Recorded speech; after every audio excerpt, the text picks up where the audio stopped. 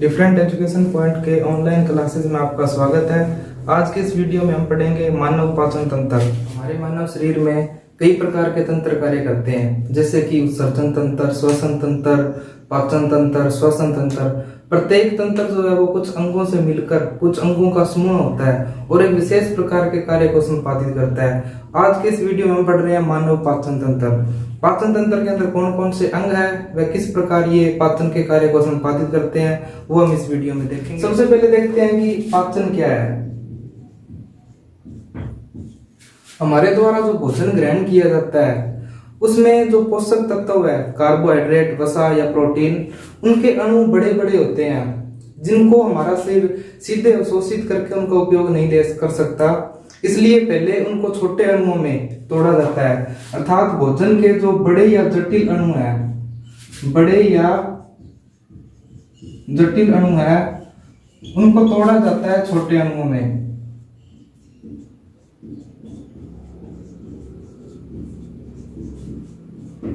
भोजन के इन बड़े या जटिल अणुओं को छोटे अणुओं में तोड़ने की जो प्रक्रिया है उसी को हम बोलते हैं पाचन।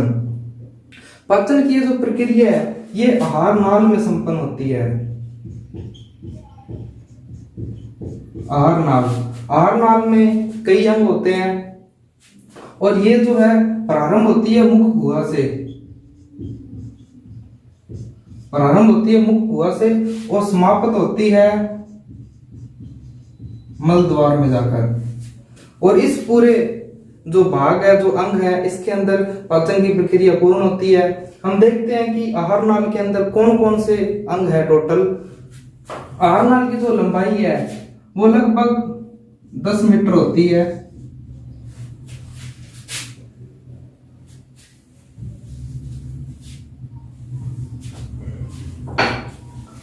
आहार नाल से संबंधित कुछ अंग हैं और कुछ ग्रंथियां हैं जो कि पाचन में मदद करती है।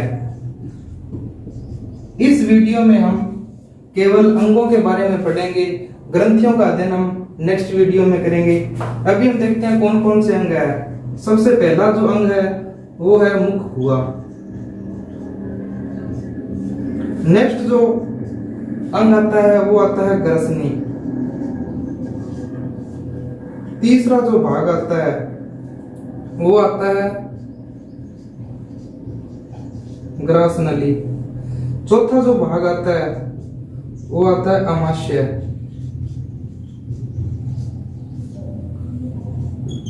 अगला अंग जो आता है अमाशय के बाद वो है छोटी आंत।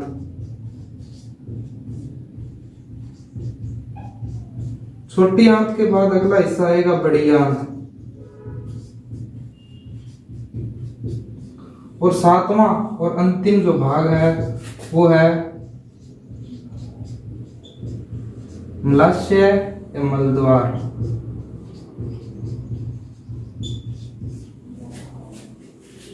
ग्रंथियां जो है 3 प्रकार की ग्रंथियां इसमें कार्य करती है।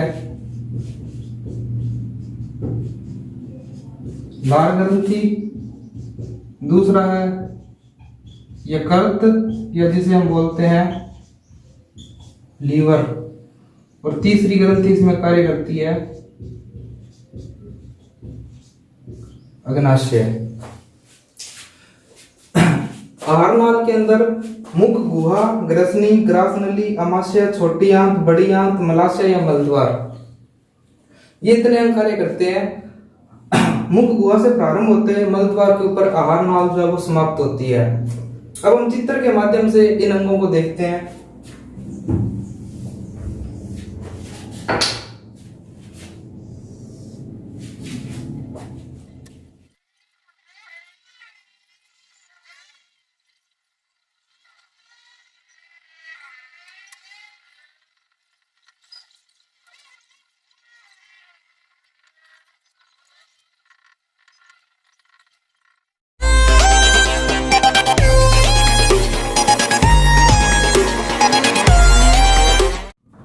अब हम देखते हैं पाचन से संबंधित जो अंग है।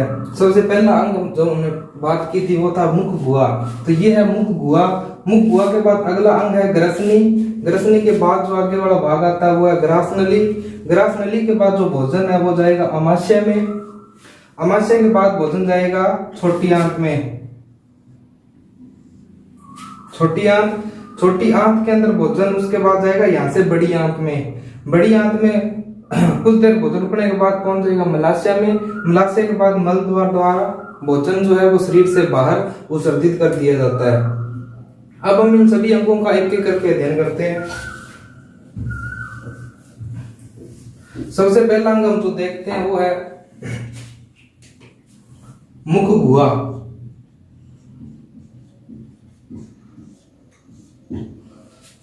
मुख गुहा में जो पाचन से संबंधित जो भाग है वो है दांत, जीभ और आती है लार ग्रंथियां।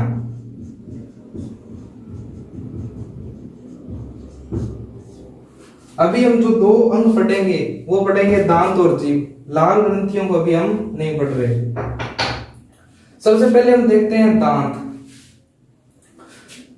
दांत जो है वयस्क मनुष्य में 32 होते हैं, लेकिन जन्म के समय 32 दांत नहीं होते। अभी हम दांतों के प्रकार देखते हैं। पहले अगर उत्पत्ति के आधार पर देखें तो दांत दो प्रकार के होते हैं। एक तो होते हैं दूध के दांत, एक होते हैं वयस्क दांत। दूध के जो दांत होते हैं वो 20 होते हैं और ये होते हैं अस्थायी। उसके बाद ये जो 20 दांत है ये स्थायी नहीं होते, ये एक बार टूटने के बाद दोबारा आते हैं। वयस्क दांत जो होते हैं 32, 20 + 12, 20 तो अस्थायी और जो 12 दांत आते हैं वो होते हैं स्थायी। तो अगर उत्पत्ति के आधार पर दांत दो प्रकार के हैं। दूध के दांत जो कि 20 है और अस्थायी होते हैं। वयस्क दांत 32 है, 20 अस्थायी और 12 स्थायी। और इसके बाद जो दूसरा प्रकार है दांतों का वो होता है उनकी संरचना या कार्य के आधार पर।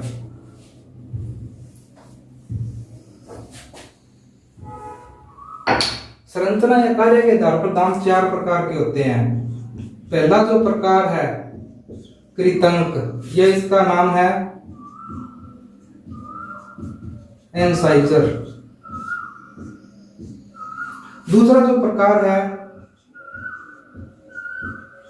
रदनक, यह इसका नाम है क्रेनाइन। तीसरा जो प्रकार है वो है अकर चयवर्णक, या बोले प्रीमोलर। चौथा जो प्रकार है वो है चयवर्णक, या फिर इसको हम बोले मोलर। इन सभी का जो कार्य है वो हम देखते हैं। कृतंक जो दांत होते हैं इनका कार्य होता है काटना या फिर कुतरना। इसके बाद जो अगला प्रकार है रदनक, इसका कार्य होता है चीरना फाड़ना। ये जो रदनक प्रकार के जो दांत है ये इनका कार्य चीरना फाड़ना होता है, इसलिए जो मांसाहारी जंतु होते हैं उनके अंदर अधिक सक्रिय होते हैं। ये जो दोनों प्रकार है इन दोनों का ही कार्य होता है चबाना। वयस्क मनुष्य में इन दांतों की संख्या भी फिक्स होती है और दांतों की संख्या के लिए एक सूत्र यूज किया जाता है जिसका नाम है दंत सूत्र। कई बार दंत सूत्र भी पूछा जाता है। दंत सूत्र भी वयस्क दांत और दूध के दांत दोनों के लिए अलग अलग है। तो पहले हम देखते हैं दूध के दांत के लिए जो दंत सूत्र है वो ये दिया जाता है।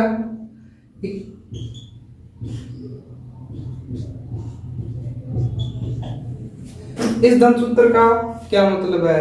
ये तो हमें ऊपर वाले जबड़े के दांतों की संख्या बता रहा है और ये हमें नीचे वाले दांतों की संख्या बता रहा है। नीचे वाले जबड़े में जो दांत है, प्रत्येक जबड़े में जो दांत है वो सममिति में होते हैं।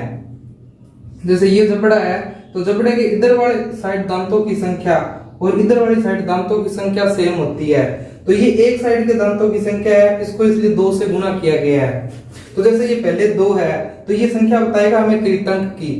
तो ऊपर कृतंक में एक साइड 2 होंगे, दोनों साइड एक जबड़े में 4 दांत होंगे जो कृतंक होंगे, नीचे वाले जबड़े में भी 4 होंगे, टोटल हो जाएंगे कृतंक दांत जो है वो 8।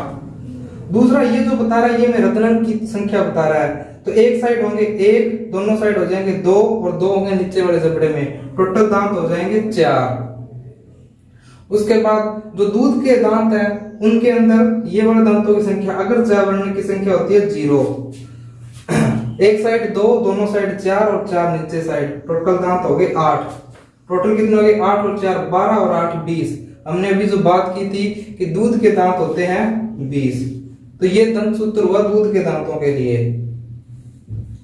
अब हम दंत सूत्र देखते हैं वयस्क दांतों के लिए, वयस्क मनुष्य के। जो वयस्क दंत सूत्र है वो है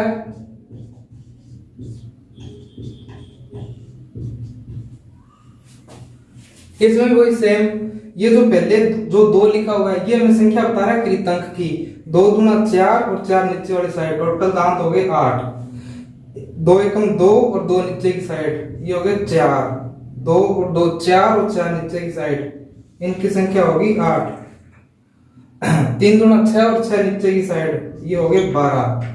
तो जो व्यस्क मनुष्य है उसमें कृतंक 8 होंगे, रत्नक 4 होंगे, अगर चवर्णक 8 और चवर्णक होंगे 12। संख्या अगर टोटल करेंगे 8 और 4 12 और 8 20 और 12 टोटल हो गए 32। व्यस्क मनुष्य में दांतों की संख्या होती है 32।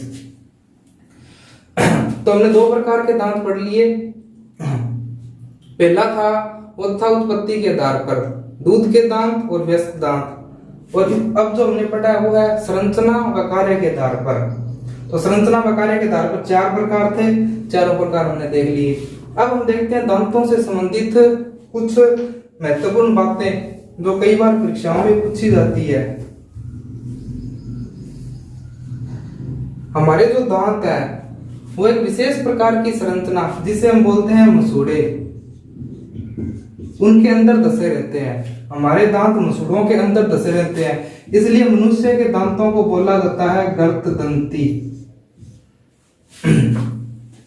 इसके बाद हमने भी देखा है कि दांत 2 बार आते हैं, एक बार जन्म के समय और एक बाद में, एक बार टूटने के पश्चात 2 बार दांत आते हैं, इसलिए मनुष्य के दांतों को बोला जाता है द्विबारदंती। द्विबारदंती बोला जाता है क्योंकि दांत आते हैं 2 बार। हमारे जो दांत है उसके ऊपर एक सफेद रंग की परत होती है, सफेद रंग की परत जिसको बोलते हैं इनेमल। ये जो इनेमल है ये बनी होती है कैल्शियम कार्बोनेट और कैल्शियम फॉस्फेट की। ये हमारे शरीर की सबसे कठोर भाग है, दांतों के ऊपर जो पाई जाती है परत इनेमल, ये हमारे शरीर का सबसे कठोर भाग है। लेकिन इसे क्षति पहुंचती है यदि हमारे मुख में अम्लीयता अधिक हो जाए। यदि हमारे मुख में अम्लीयता अधिक हो जाती है तो इस इनेमल को नुकसान पहुंचाती है। इस नुकसान से बचने के लिए हम क्या करते हैं? टूथपेस्ट। टूथपेस्ट में होता है हल्का क्षार जो कि इस अम्लीयता को कर देता है उदासीन, जिससे हमारी इनेमल का जो क्षय होने से बच जाता है। इसके बाद जो हम अगला देखते हैं वो है हमारे जीभ। मुख गुहा में जो अगला भाग है वो है जीभ। जीभ एक मांसल संरचना है, मांसपेशियों से बनी हुई। इसका जो मुख्य कार्य है वो तो है स्वाद बताना।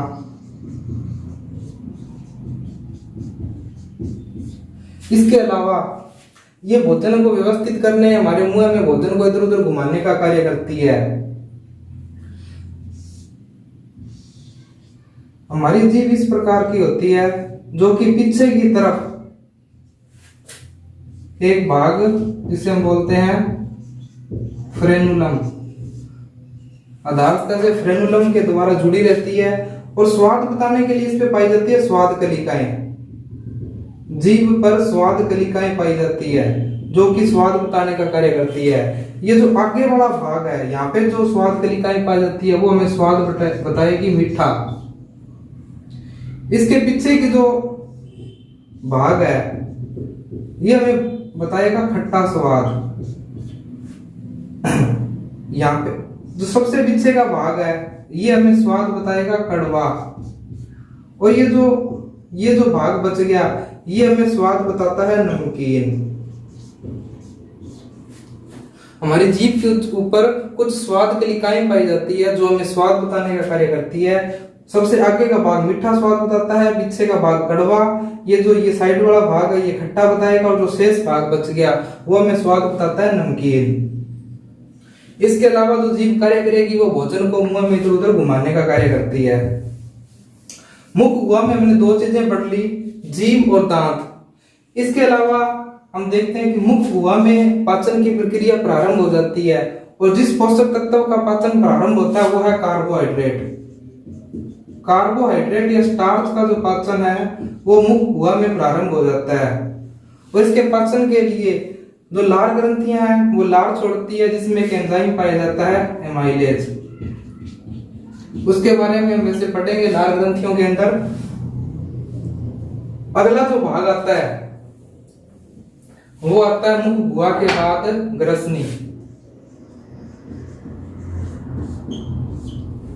ग्रसनी के अंदर किसी प्रकार के एंजाइम नहीं पाए जाते। किसी प्रकार के एंजाइम नहीं पाए जाने के कारण यहाँ पर जो पाचन की प्रक्रिया है वो भी नहीं होती। ग्रसनी के अंदर पाचन की प्रक्रिया नहीं होती। यहां से भोजन बस आगे ले जाने का कार्य करती है। जो ग्रसनी जो है ये एक उभय मार्ग होता है भोजन और वायु दोनों को ले जाने के लिए। उभय मार्ग होता है वायु या श्वास को तथा भोजन दोनों को ले जाने के लिए। इस ग्रसनी के अंतिम भाग पर इस जगह एक संरचना पाई जाती है जिसे हम बोलते हैं घाटी ढक्कन, या इसे बोलते हैं एपिग्लोटिस।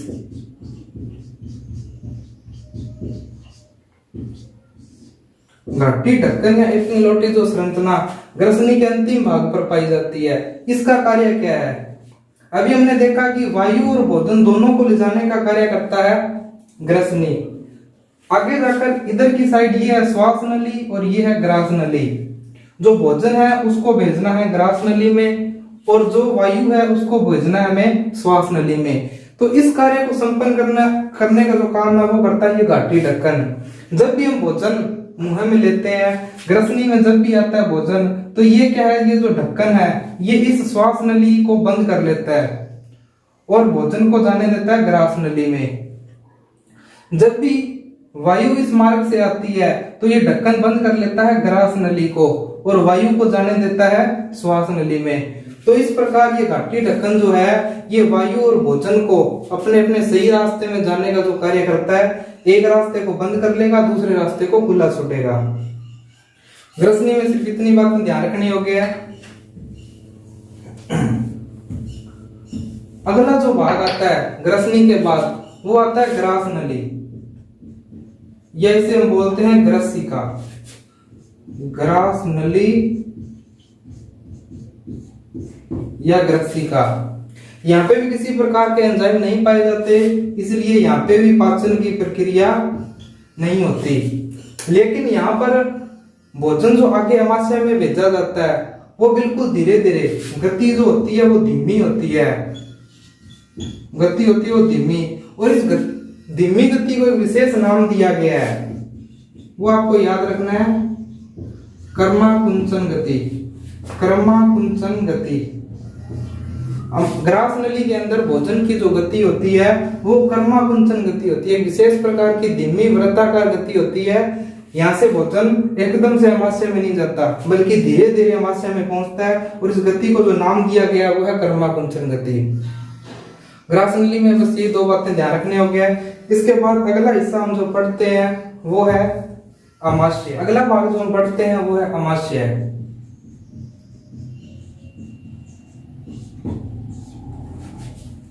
अमाशय के बारे में एक ध्यान रखने की बात यह है कि ये अंग्रेजी के अक्षर जे के आकार का होता है। अमाशय जो है वो लगभग अंग्रेजी का अक्षर जो है वो जे के आकार का होता है। दूसरी बात ये थैलीनुमा संरचना है, थैलीनुमा संरचना होती है। थैली के समान ये थोड़ा सिकुड़ता या फैलता रहता है, जिसके कारण इसका आयतन जो है वो 1 से 3 लीटर के बीच रहता है। अमाशय का जो आकार है वो 1 से 3 लीटर के बीच रहता है। यहाँ पर जो पाचन की प्रक्रिया होती है, सबसे ज्यादा जो पाचन होता है वो प्रोटीन का होता है। अमाशय में प्रोटीन का सर्वाधिक पाचन होता है।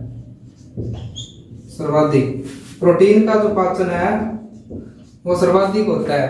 वसा और कार्बोहाइड्रेट का सूक्ष्म मात्रा में पाचन होता है। यहाँ पर पाचन जो वो अम्लीय माध्यम में होता है।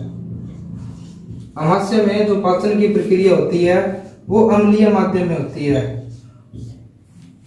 अमाशय में कुछ जठर ग्रंथियां पाई जाती है जो कि जठर रस का स्राव करती है। जठर रस में जो पाया जाता है वो पाया जाता है HCl और कुछ अन्य यौगिक, मुख्यतः HCl पाया जाता है। और ये HCl जो कि एक प्रबल अम्ल है, ये है अम्लीय माध्यम बनाता है। ये HCl यहाँ का माध्यम अम्लीय बनाता है और अम्लीय माध्यम में भोजन का पाचन किया जाता है। सर्वाधिक जो पाचन है वो प्रोटीन का किया जाता है। अब HCl जो कि एक प्रबल अम्ल है, अमाशय की दीवारों को इससे क्षति पहुंच सकती है। उसके बचाव के लिए यहाँ की जो कोशिकाएं हैं वो एक गाढ़ा द्रव जिसे हम बोलते हैं श्लेष्मा, उसका स्राव करती है। और ये श्लेष्मा जो है अमाशय की दीवारों की HCl से करता है रक्षा। कई बार क्या होता है, इस HCl की मात्रा अधिक हो जाती है, जिसके कारण हमारे अमाशय में स्टार्ट हो जाती है जलन, जिसे हम बोलते हैं एसिडिटी। HCl की मात्रा अधिक होने पर जलन प्रारंभ हो जाती है, जिसे हम एसिडिटी बोलते हैं। और इस एसिडिटी के बचाव के लिए, क्योंकि अब एसिडिटी प्रारंभ हुई है अम्ल की अधिकता से, हमें लेना पड़ता है दुर्बल क्षार। इस अम्ल को नष्ट करने के लिए, जलन को खत्म करने के लिए हमें दुर्बल क्षार को लेने की आवश्यकता होती है। तो हम लेते हैं प्रति अम्ल या दुर्बल क्षार। और प्रति अम्ल के रूप में हम जिन पदार्थों का सेवन करते हैं उन्हें मुख्यतः, जैसे एग्जांपल लें तो MgOH2, मैग्नीशियम हाइड्रोक्साइड, ये इसका नाम एक और होता है।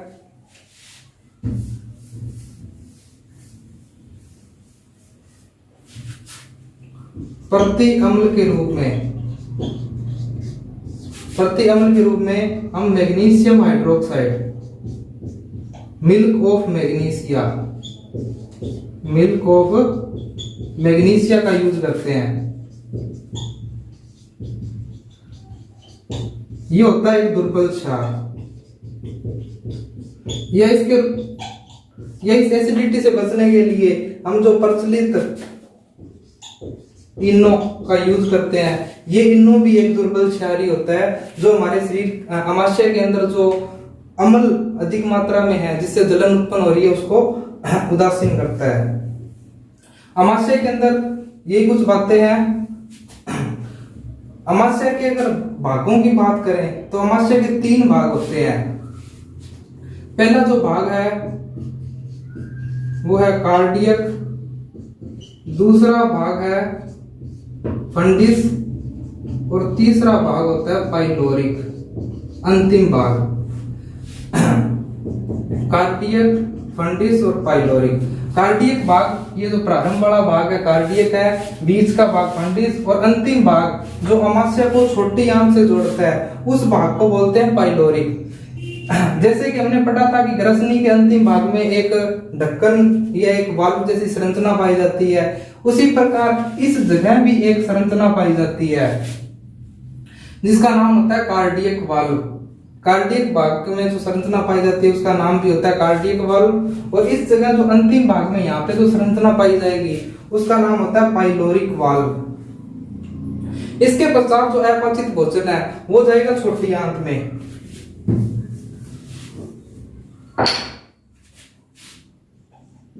छोटी आंत में भोजन आने के पश्चात छोटी आंत के अंदर कार्बोहाइड्रेट, वसा और प्रोटीन तीनों प्रकार के पोषक तत्वों का पाचन होता है और यहाँ पे सर्वाधिक पाचन होता है। छोटी आंत के अंदर पाचन जो है वो सर्वाधिक होता है, सर्वाधिक पाचन की प्रक्रिया होती है। और एक बात छोटी आंत से संबंधित और ध्यान रखने योग्य है कि छोटी आंत की लंबाई, इस भाग की जो लंबाई है वो सर्वाधिक होती है आहार नाल में। इसका नाम है छोटी आंत, लेकिन इसकी लंबाई होती है सर्वाधिक। इसका नाम छोटी आंत इसलिए है क्योंकि इसका व्यास छोटा होता है बड़ी आंत की तुलना में। छोटी आंत का नाम छोटी आंत इसलिए है, ये लंबाई में छोटी नहीं है बल्कि इसका जो व्यास है वो बड़ी आंत की तुलना में कम होता है, इस कारण इसका नाम होता है छोटी आंत। पाचन की प्रक्रिया सर्वाधिक होती है छोटी आंत में, लंबाई भी इसकी सर्वाधिक होती है। छोटी आंत के अंदर एक बात और, वसा का पूर्ण पाचन होता है। वसा का पूर्ण पाचन छोटी आंत में किया जाता है और जो अवशोषण की प्रक्रिया है वो भी छोटी आंत में प्रारंभ हो जाती है और अधिकांश अवशोषण की प्रक्रिया पूर्ण भी हो जाती है। अवशोषण भी छोटी आंत में सर्वाधिक होता है। छोटी आंत में ध्यान रखेंगे कि पाचन भी सर्वाधिक छोटी आंत में होता है और अवशोषण भी छोटी आंत में सर्वाधिक होता है। इसका कारण ये है कि छोटी आंत में सूक्ष्म मात्रा में सूक्ष्म जो है संरचनाएं पाई जाती है, विलाई या माइक्रोविलाई, जो कि अवशोषण को बढ़ाती है। ये कार्य करती है छोटी आंत का क्षेत्रफल बढ़ाने का। इस प्रकार संरचना पाई जाती है जो कि इसका क्षेत्रफल बढ़ाने का कार्य करती है, जिससे यहाँ पे अवशोषण जो है वो अधिकतम होता है। छोटी आंत के भी 3 भाग होते हैं। छोटी आंत के 3 कौन कौन से भाग है? पहला भाग जो है जेजुनम, ये इसको बोलते हैं ग्रहणी। दूसरा भाग है जेजुनम और तीसरा भाग है इलियम। 3 भाग होते हैं, जेजुनम, जेजुनम और इलियम। इसको बोलते हैं मध्यांतर, इसको बोलते हैं क्षुधांतर। यहां से भोजन जिसका कि अवशोषण प्रारंभ हो गया है वह पहुंचता है बड़ी आंत में। छोटी आंत के बाद भोजन पहुंचेगा बड़ी आंत में। बड़ी आंत के इस भाग में भोजन आता है। बड़ी आंत के प्रारंभिक भाग में एक संरचना है जिसको हमने नाम दिया अपेंडिक्स। प्रारंभिक भाग में एक संरचना पाई जाती है जिसे हम बोलते हैं अपेंडिक्स, या इसका एक नाम और है परिशेषिका। यह मानव का एक अवशेषीय अंग है। वर्तमान में इस भाग का मानव शरीर में कोई कार्य नहीं है, ये मानव का एक अवशेषीय अंग है। जब कभी मानव घास फूस खाया करता था उस समय ये कार्य करता था सेल्यूलोज के पाचन में, लेकिन वर्तमान में हम सेल्यूलोज का सेवन नहीं करते तो इसका कोई कार्य नहीं है और ये अवशेषीय अंग है। बड़ी आंत के भी 3 भाग होते हैं। पहला जो भाग है ये वाला, इस भाग को बोलते हैं अंधनाल। दूसरा जो भाग है यहां से लेकर यहां तक का जो भाग है उस भाग को बोलते हैं वृद्धांतर। और अंतिम भाग जो है वो है मलाशय, जिसे हम बोलते हैं रेक्टम, इसे बोलते हैं कोलन और इसे बोलते हैं सीकम। बड़ी आंत के 3 भाग है। बड़ी आंत का जो पहला भाग है सीकम भाग है, यहाँ पे जो पाचन की प्रक्रिया होती है वो किण्वन प्रक्रिया द्वारा होती है। बड़ी आंत का जो प्रारंभिक भाग है यहाँ पे जो पाचन है वो किण्वन द्वारा पाचन किया जाता है। उसके बाद पाचन की प्रक्रिया लगभग बड़ी छोटी आंत में समाप्त हो गई थी। अब यहाँ पे सिर्फ किया जाएगा अवशोषण, मुख्यतः किनका अवशोषण किया जाता है? खनिज तत्वों का, या फिर अवशोषण किया जाएगा जल का। बड़ी आंत में जल और खनिज तत्वों का क्या किया जाता है? अवशोषण किया जाता है। इनका अवशोषण करने के पश्चात जो भोजन पहुंचता है वो पहुंचता है मलाशय में। अब जो मलाशय में जो भाग जा रहा है वो सिर्फ अपशिष्ट पदार्थ है। अब भोजन में जो पोषक पदार्थ थे उनको छोटे अणुओं में तोड़ के उनका कर लिया गया अवशोषण। अब जो शेष भाग बच गया वह अपशिष्ट पदार्थ है जिसका कि हमें करना है उत्सर्जन। उसका हम मल द्वार द्वारा,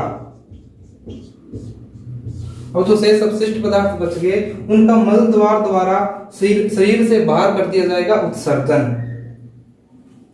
इस प्रकार हमने मुख गुहा से जो भोजन ग्रहण किया था उसका पूर्ण रूप से पाचन और अवशोषण होने के पश्चात अपशिष्ट पदार्थों का शरीर से बाहर उत्सर्जन कर दिया गया है। तो ये था हमारा पाचन तंत्र। आज की वीडियो में इतना ही। धन्यवाद।